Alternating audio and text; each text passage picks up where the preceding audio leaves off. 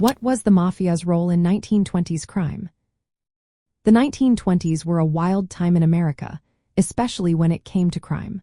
The Mafia emerged as a powerful force during this decade, and their influence changed the landscape of organized crime forever. At the heart of this transformation was Prohibition, which banned the legal sale and production of alcohol. This created a golden opportunity for criminal organizations to step in and fill the void. The Mafia thrived during Prohibition by controlling the illegal production, transportation, and sale of alcohol. This operation was known as bootlegging and rum-running. They set up complex networks to smuggle liquor across state and national borders. Waterways became vital routes for transporting illegal alcohol.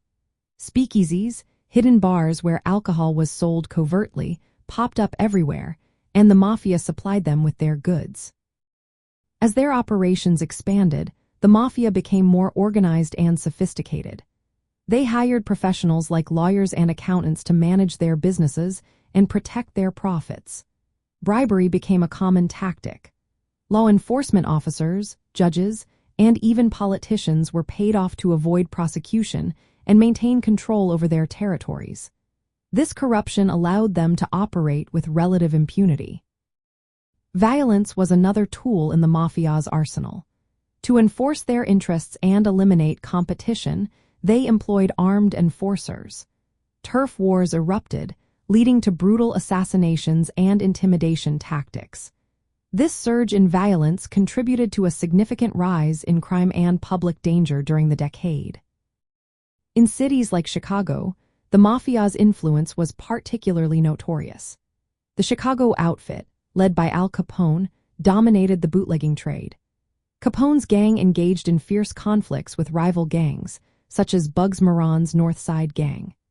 The St. Valentine's Day Massacre in 1929, where Capone's men killed several members of a rival gang, exemplified the extreme violence associated with Mafia-controlled crime.